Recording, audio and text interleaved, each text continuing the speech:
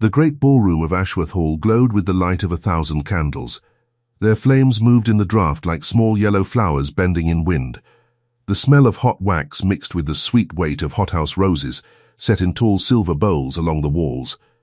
Somewhere near the far end, a quartet played a slow tune, the notes drifting through the room the way steam drifts from a warm cup.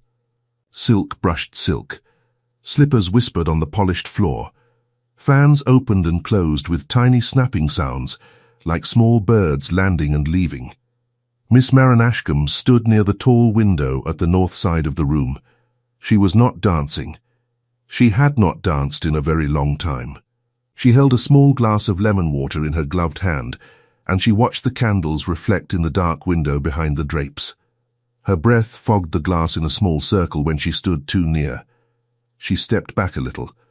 She did this every time she came to a ball. She stepped back a little. She was 43 years old. She had known this house for most of her life. She had known the guests here for most of her life.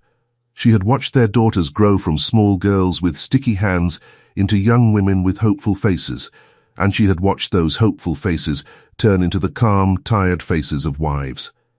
She had watched sons ride away to war and come back changed, or not come back at all. She had watched grandmothers die and new grandmothers take their chairs by the fire, and through all of it she had stood by this window, or one very much like it, in a gown that was always a little out of fashion by half a season, holding a drink she did not want. She had given up on marriage. That was the plain truth of it. She had given it up the way a person gives up on a long walk when night falls and the road ahead has no lantern. She had not made a great show of the giving up. She had not wept in her bedroom or torn a letter in half. She had simply, one quiet afternoon at the age of 31, sat down at her small writing desk and folded away the little list she had once kept of names and hopes. And she had never looked at it again. That was 12 years ago.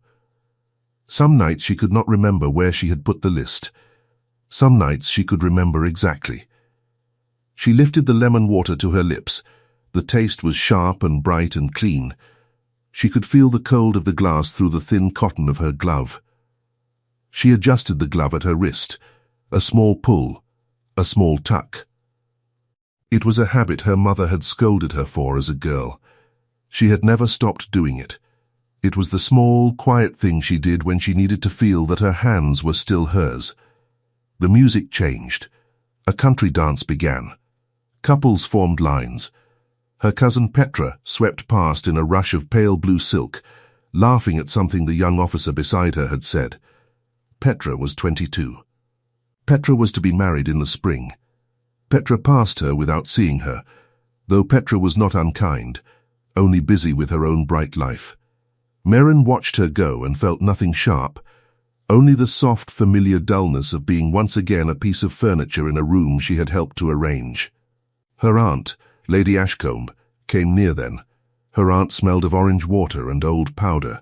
Her aunt was the kind of woman who had been a great beauty in her youth, and had never quite forgiven the world for letting her age. Her aunt looked at Maren the way she always looked at Maren, with a small pinching of the mouth, as though Maren were a stain on the tablecloth that no amount of scrubbing had removed. "You are standing too near the window again," her aunt said. "The draught will ruin your hair, what little there is to ruin." Maren said nothing. She had learned long ago that saying nothing was the surest way to end these conversations. She simply took another small sip of her lemon water and let her aunt drift on to speak with someone more rewarding. The room was full. There were perhaps 200 guests. She knew almost all of them by name. She knew which ones had gambling debts and which ones had scandals hidden in the country. She knew which mothers were pushing which daughters at which sons. She knew the whole slow dance of it, and none of it had ever been about her. That was not a complaint. It was only a fact. Facts, she had learned, could be lived with. It was hopes that were hard to live with. The doors at the far end of the ballroom opened. A change moved through the room. Small at first, like the shifting of a breeze through wheat. Heads turned. Fans paused. The music went on, but the dancers listened less to it. The Duke of Cavendale had arrived. He was not a young man. He was perhaps 48. He had the kind of face that had been carved rather than drawn. All clean lines and quiet stillness. His hair was dark and beginning to go grey at the temples in a way that made him look more, not less. He did not smile as he entered. He rarely did. He was known throughout the county for his silences. He was also known for his kindness to horses, his sharp mind for figures, and the fact that his wife had died 9 years ago and he had never spoken of remarrying. He was not handsome in the way the young officers were handsome. He took up the room the way a wide tree takes up a garden. Without effort. Just by being what he was. Maren watched him from her window. She had known him since she was a child. Their family's estates shared a border for a full mile of low stone wall. She had ridden past his gate 1,000 times. She had spoken to him perhaps 30 times in her life, and always in the polite, empty way that neighbors speak. "Good evening, Your Grace. A fine day, Your Grace. How does your mother, Your Grace?" He had answered her in kind, always. He had never once, she was quite sure, seen her in any way that a woman noticed being seen. The daughters of the earls began to arrange themselves. It was not obvious, nothing at a regency ball ever was.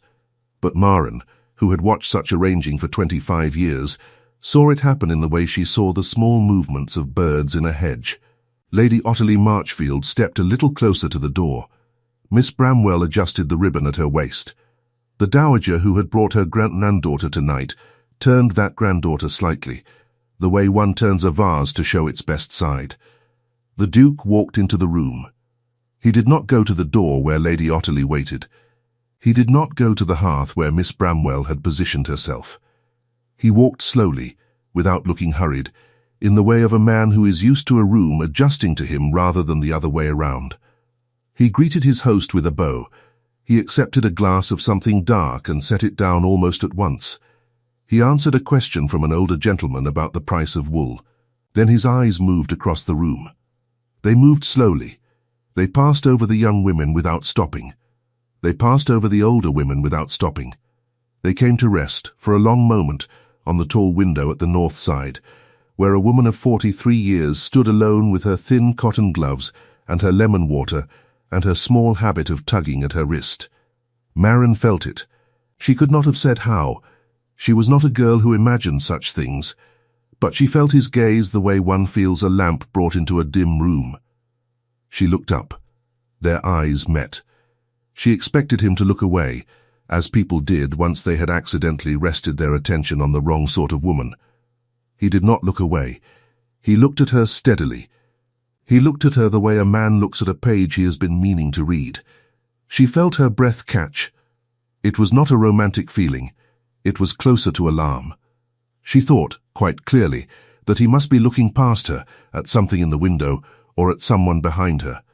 She turned her head slightly to check. There was no one behind her.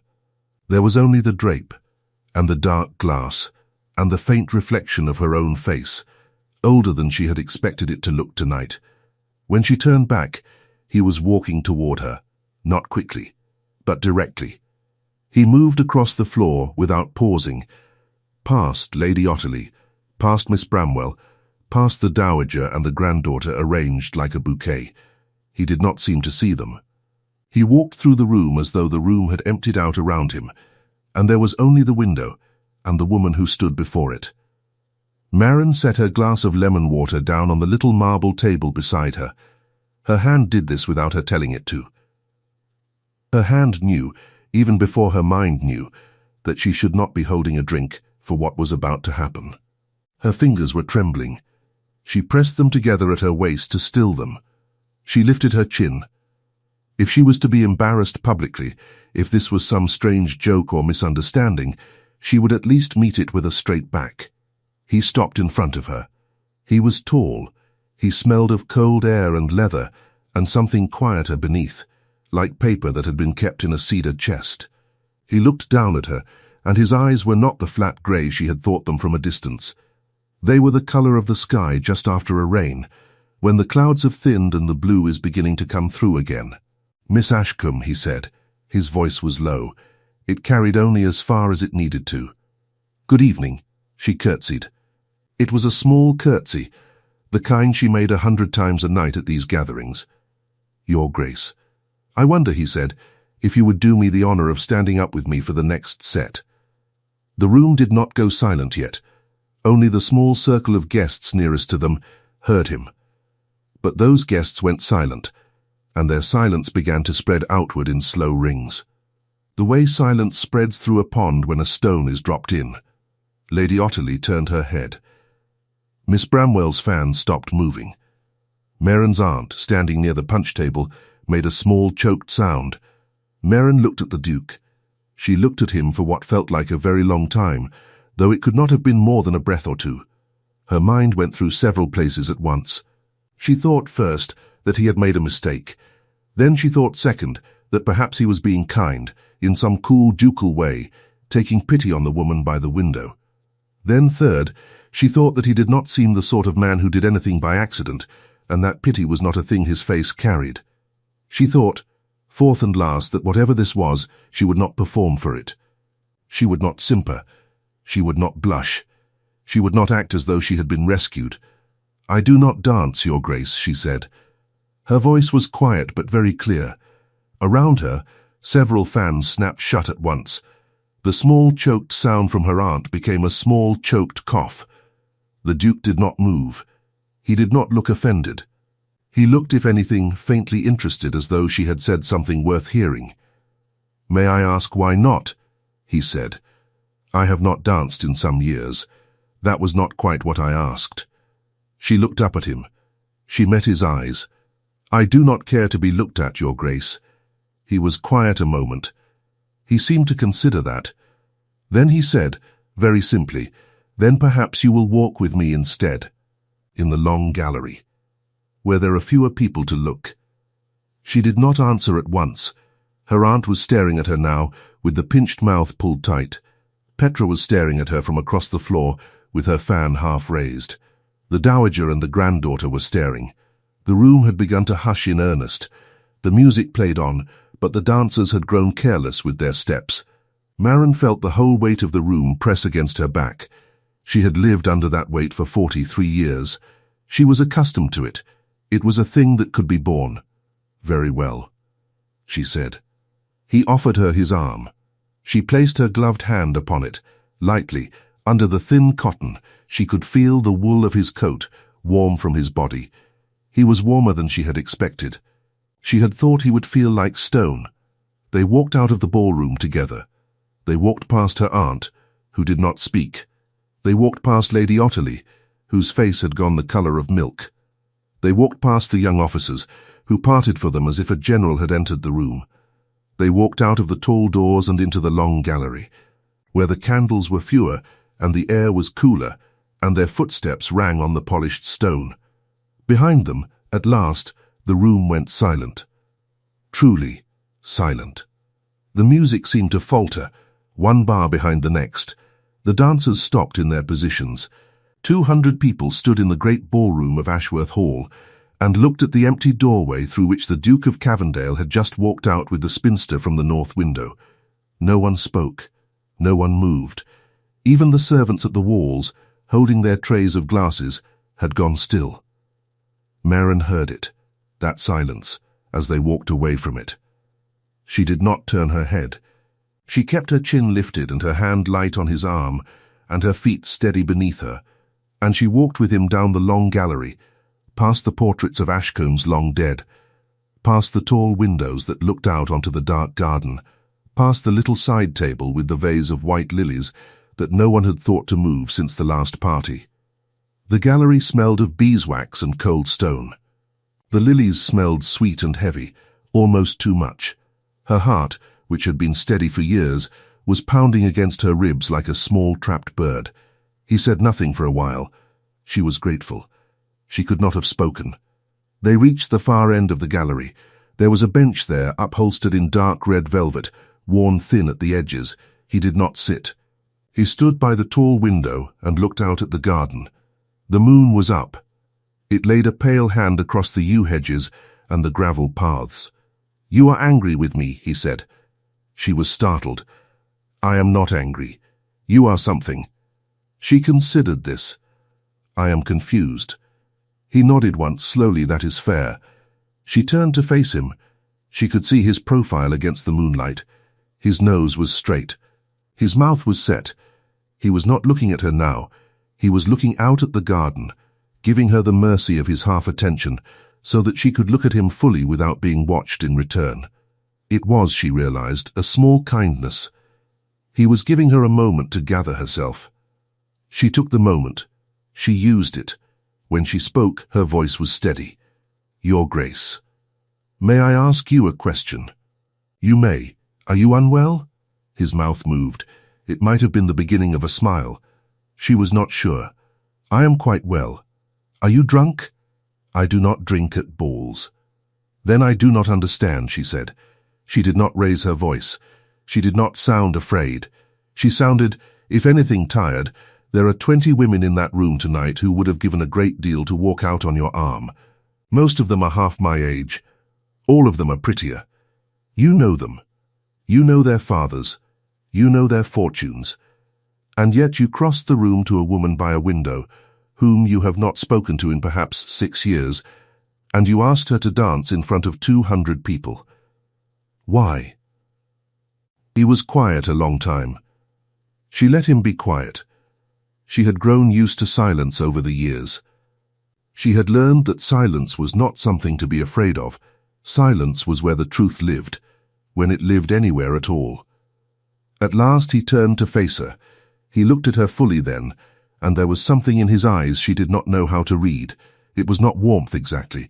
It was not desire, in the way she had heard young women describe such things in whispers. It was more like recognition, as if he had been looking for a particular book on a shelf, and he had found it. Because I have watched you, he said, for a great many years, from a very great distance, and I have been a coward about it. And tonight I decided I would not be a coward any longer.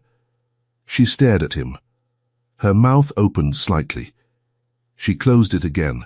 You do not know me, Your Grace, she said. I know you a little. You have spoken to me perhaps 30 times, 32, but I have seen you a great many more. In the village, at church, riding along the wall, walking with your father when he was still living. Once, in the market, arguing with a fishmonger about the price of eels on behalf of a woman who could not argue for herself. His voice went softer. I have thought of you often. I did not know what to do with the thinking. She could not speak. She stood there in the moonlight and could not speak. Her throat had closed. Her eyes were stinging in a way that had not happened to her in years. She would not weep. She had not wept at balls since she was 24. She would not begin again tonight. He must have seen it. He did not step closer. He gave her space. He turned back toward the garden as he had done before. You need not answer me tonight, he said. You need not answer me at all. I did not come here to demand anything. I came here to stop hiding from a thing I have felt for a long time. That is my business, not yours. I only wished to be honest, once, out loud, where you could hear it.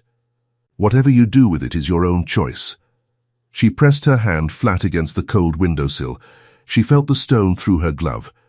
She could hear, faintly, the music beginning again in the ballroom. Someone had recovered enough to lead a new set. Life, in the way of life, was going on. I need to sit, she said. He offered her his arm again, without a word. He guided her to the red velvet bench. She sat down carefully. He did not sit beside her. He stood a little away, at a respectful distance, and waited. She looked at her hands in her lap. The gloves were plain. The right one had a small darn near the thumb that only she knew about. She smoothed the fabric over her knuckles. She counted the buttons at her wrist. 4 of them, small pearl ones. She did all this because she needed her hands to have work while her mind caught up. I gave up on this, she said at last. Her voice was very low. I gave it up when I was 31. That was 12 years ago. I know, he said. She lifted her head. How could you know that? I noticed the year you stopped dancing. It was the year your father took ill. You spent that summer at his bedside. When you came out again, in the autumn, something had changed in you. You had put something down and you had not picked it up again. She stared at him. You noticed that? I noticed. She looked away. She looked at the dark garden. She looked at the moonlight on the gravel path. She thought about her father, who had been dead now for 11 years. She thought about the summer she had spent reading to him and holding cold cloths to his forehead and watching him grow smaller in his bed. She thought about the autumn afterward, when she had returned to society and found that she no longer cared for it, and no longer minded that it did not care for her. She had thought then that no one had noticed the change.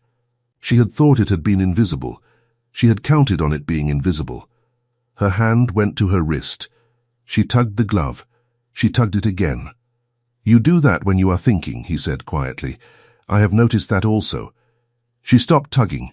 She placed her hand very deliberately in her lap. Your Grace, she said. I am 43 years old. I am 48. I am not a young woman. I am not a young man. I cannot give you children. He was silent. Then he said, in a voice that was very level, I have a nephew who will inherit. That was decided long ago. I have not been in want of an heir. I have been in want of a companion. Those are different needs. She closed her eyes for a moment. Behind her closed lids, the ballroom lights swam and flickered. She saw her aunt's pinched mouth. She saw Petra's raised fan. She saw the daughters of the earls arranged like flowers waiting for a hand. She saw her own reflection, faint and tired, in the dark glass of the window where she had stood. They will talk, she said. She opened her eyes. If you are seen returning to that room with me, they will talk for a year. I know. They will say cruel things. They already say cruel things, Miss Ashcombe. That is what they do. If they must have a subject, I would rather it be us. She almost laughed. It was such a plain thing to say and so true. She looked up at him again.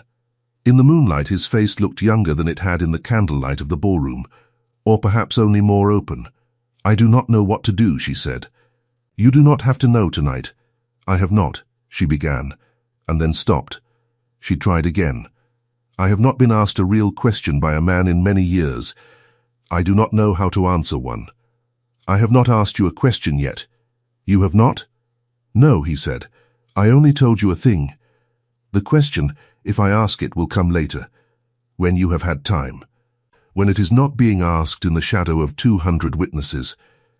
You deserve that much, at the very least. She looked down at her hands again. She thought about how strange it was, at 43, to be told that she deserved something. The music from the ballroom drifted down the long gallery. Someone was playing a slow air now, a minuet perhaps, or something older. She could hear the small sounds of the party going on without them. Life was going on. It always did. Will you take me back? She asked. I do not wish to give my aunt more to say than she already has. Of course. He offered his arm. She took it. This time her hand was steadier. They walked back through the long gallery together, past the lilies, past the portraits, past the tall windows and the moon that lay across the garden. When they reached the doors of the ballroom, he paused. Miss Ashcombe. Yes, Your Grace. I will call on you. Not tomorrow. Not the day after. When you are ready, send a note. That is all I ask. She nodded. She could not speak. They walked back into the ballroom together.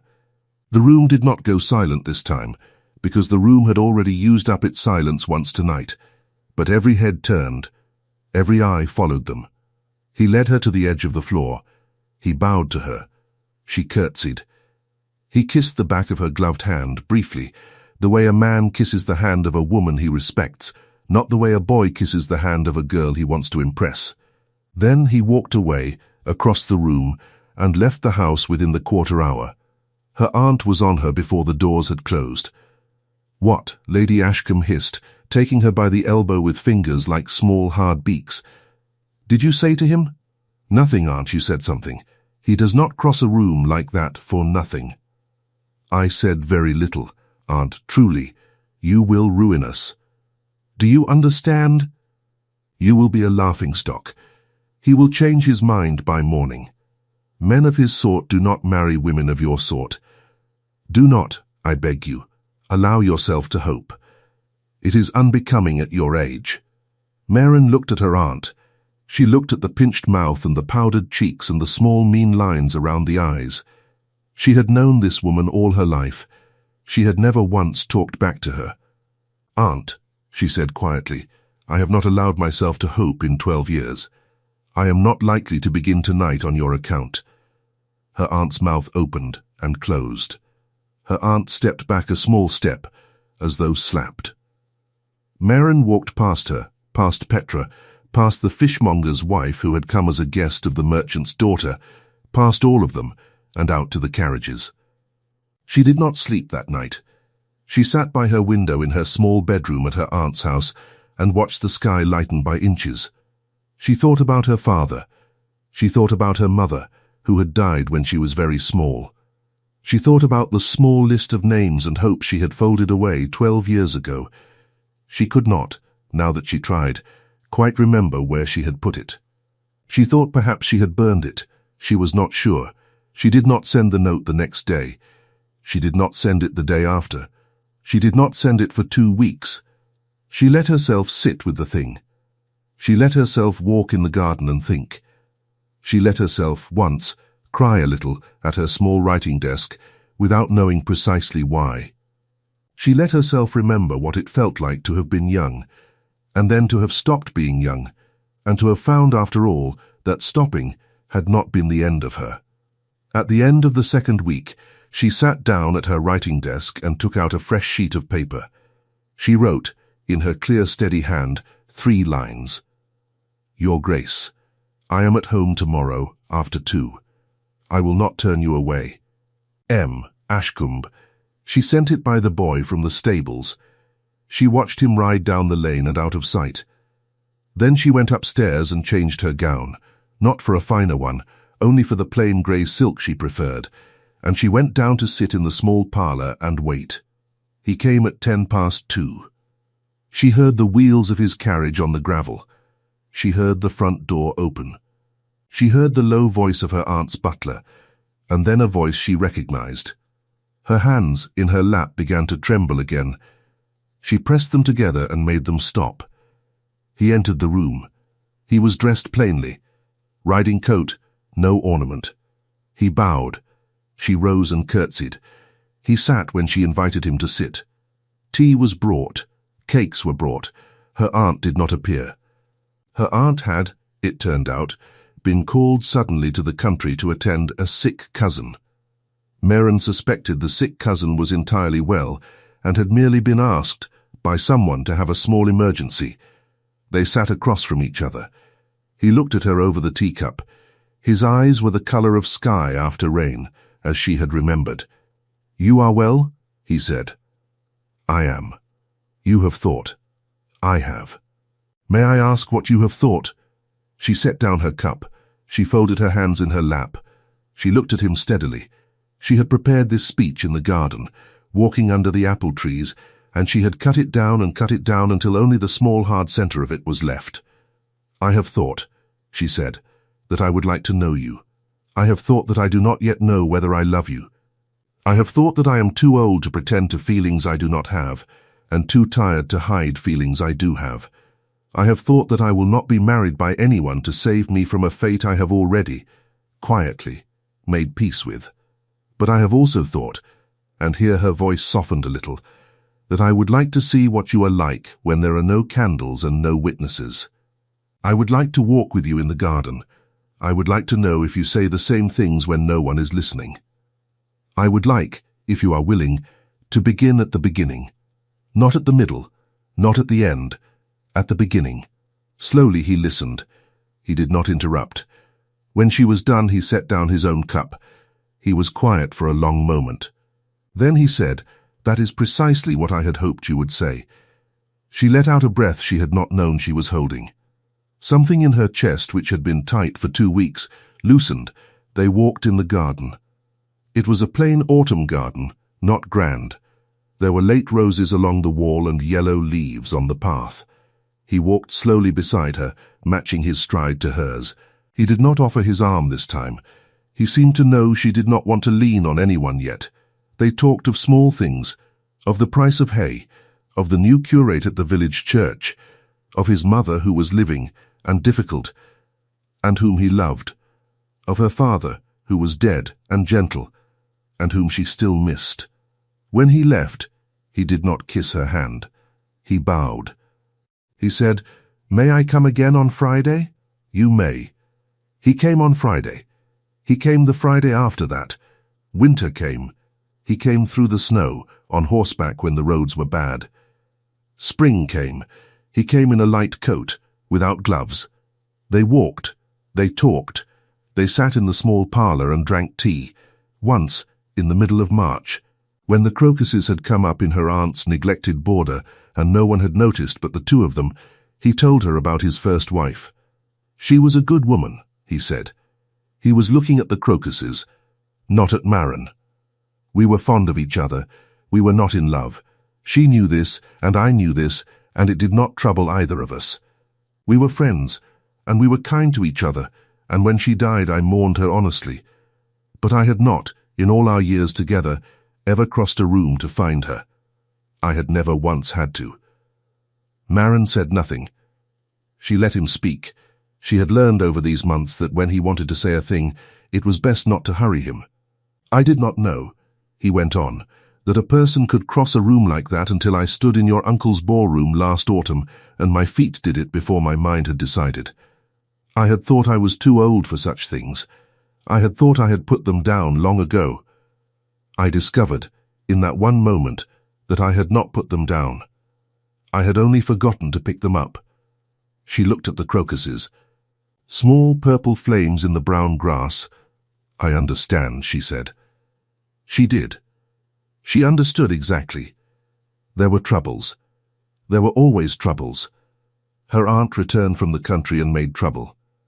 Lady Otterley made trouble in her quiet way, at other people's parties, with careful little words dropped like beads on a floor. A cousin of the Duke's came from London and made trouble about the estate and the nephew and the arrangements. Petra, dear Petra, said thoughtless things without meaning to be cruel, and then wept when she realized, and clung to Maren's neck and begged forgiveness, and was forgiven, because Petra was young, and life would teach her the rest. Through all of it, he came. On Fridays. On Wednesdays. On rainy Tuesdays. On the anniversary of her father's death, without her having told him what day it was, he came with a small posy of white violets and set them on the hall table without speaking of them. She learned, in that spring, of one small thing he had done. She learned it not from him, but from the wife of the miller in the village. The miller had been very ill in February. He had a wife and 4 small children, and no way to grind the wheat while he lay in his bed. The Duke had, quietly, without speaking of it to anyone, arranged for a man of his own to come down from the estate and work the mill for 6 weeks, without wages until the miller could work again. He had asked the miller's wife not to speak of it. She had not spoken of it until one afternoon at the village well, when Maren happened to help her with a heavy bucket, and the woman looked at Maren with the particular look of someone who knows a thing and is trying to decide whether to say it, and then said it. "Your Grace, I mean your Duke, if you will forgive me, Miss, saved my Tom's life this winter. He asked me not to say. But I will say to you, because I think you should know. Maren did not speak of it to him.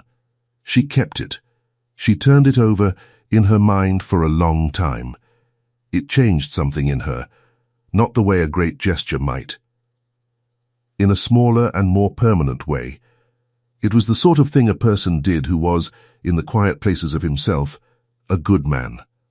At the beginning of June, on a soft evening after supper, she walked with him in the garden of his own estate. She had come to dine with his mother, who was indeed difficult, and who had, over the course of the evening, softened by degrees until at the end she had patted Maren's hand and said, "You will do, my dear. You will do quite well. Better, if I am honest, than I had feared." Which was, from that lady, a declaration of love. The garden was full of the smell of stocks and old roses. The evening air was warm on her arms. She had left her shawl inside. He walked beside her, hands clasped behind his back, and did not speak for a long time.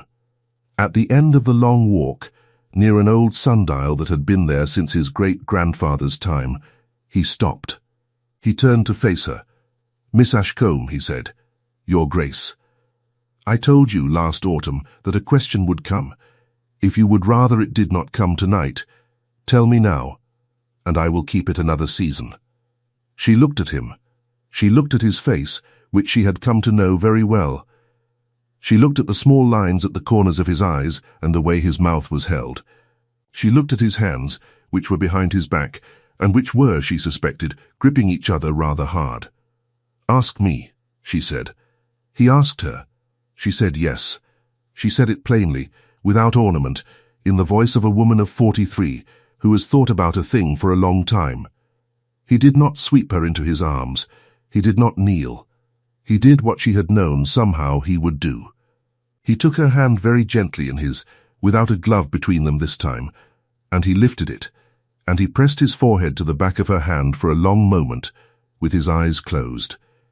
She felt his breath warm against her skin. She felt the small tremor go through him. She understood, in that moment, what her yes had meant to him.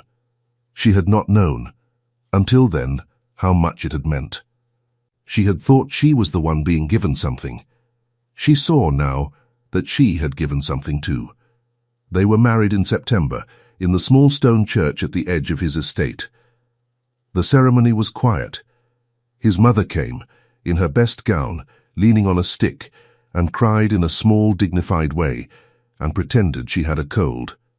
Petra came, and did not cry, and was radiant with joy on her cousin's behalf. Her aunt did not come. Her aunt had, by then, decided to be publicly opposed to the match, and had made her opposition known to anyone who would listen. No one had listened for very long.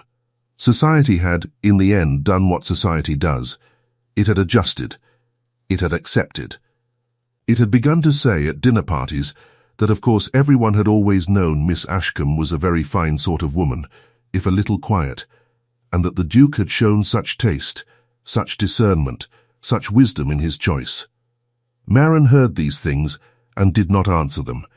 She had spent 43 years being spoken of, one way or another, by people who did not know her.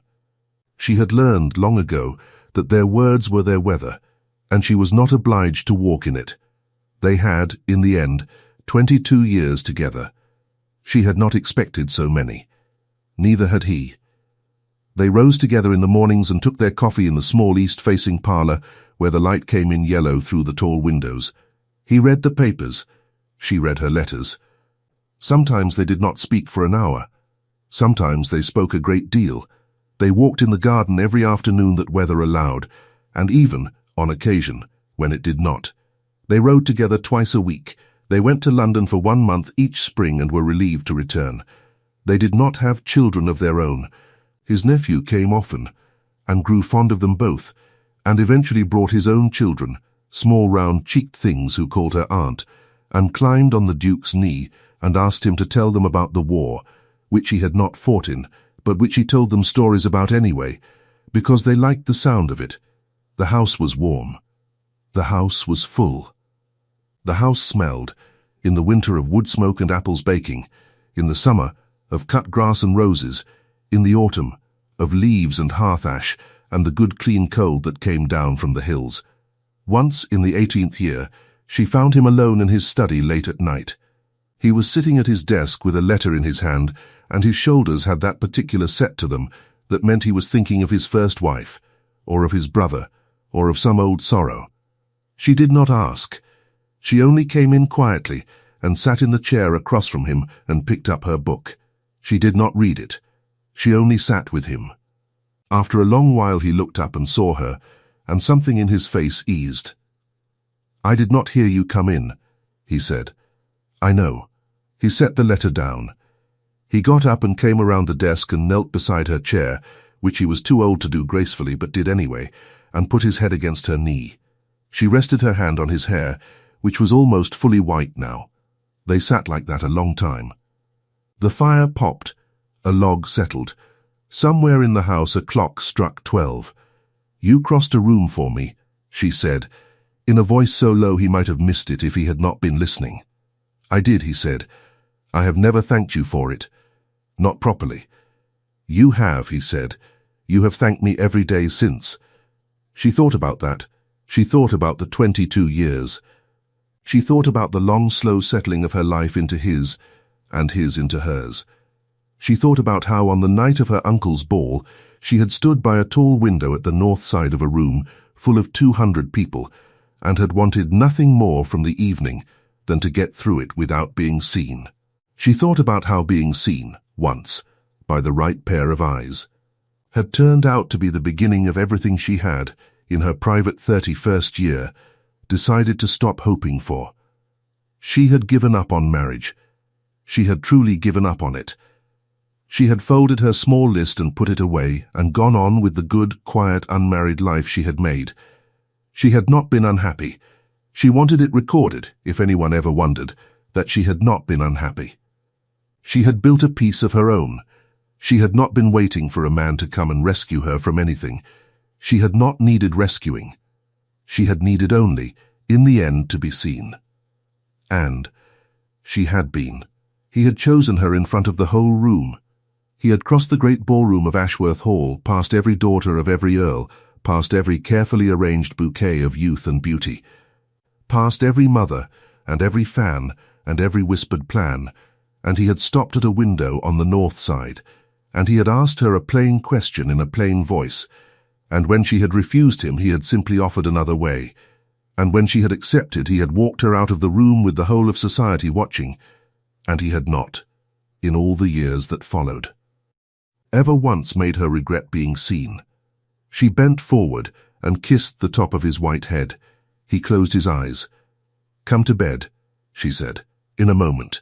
Now, he smiled, a small tired smile that only she ever saw. He got up. Stiffly, he offered her his arm. She took it. They walked out of his study together, past the low fire and the letter on the desk and the clock that had just struck 12, and up the long staircase, and along the corridor, and into the bedroom that had been theirs for 22 years. Long after he was gone, she would remember that night. She would remember many nights. She would remember the first one, of course, the ballroom, the candles, the smell of hothouse roses, the sound of 200 people going still all at once. She would remember the long gallery and the moon on the yew hedges and the red velvet bench worn thin at the edges. She would remember the crocuses in her aunt's neglected border, and the miller's wife at the village well, and the small posy of white violets on the hall table. She would remember his forehead pressed to the back of her ungloved hand at the old sundial. She would remember, most of all, the moment he had first looked across the crowded room and had not looked away. The moment when a woman who had given up on marriage at the age of 31 had discovered, 12 years later at the age of 43, that giving up on a thing was not the same as being finished with it. That some things came late, and came anyway, and were worth the waiting, though the waiting had not felt at the time like waiting. It had felt like a life, and it had been a life, and what came after had not replaced that life. It had only gently been added to it. That was the truth of it. In the end. The Duke of Cavendale had chosen her in front of the whole room, yes, but she had also, in her own quiet way, chosen him. She had chosen him in the long gallery when she had asked her one honest question. She had chosen him in the small parlour when she had sent her 3-line note. She had chosen him in the garden of his own estate when she had said yes without ornament.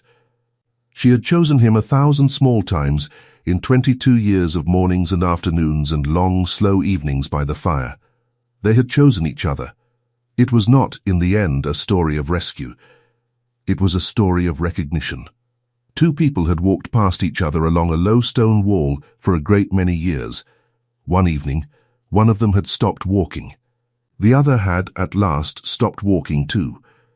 And they had stood and looked at each other for the first time, and had seen plainly what had been there all along.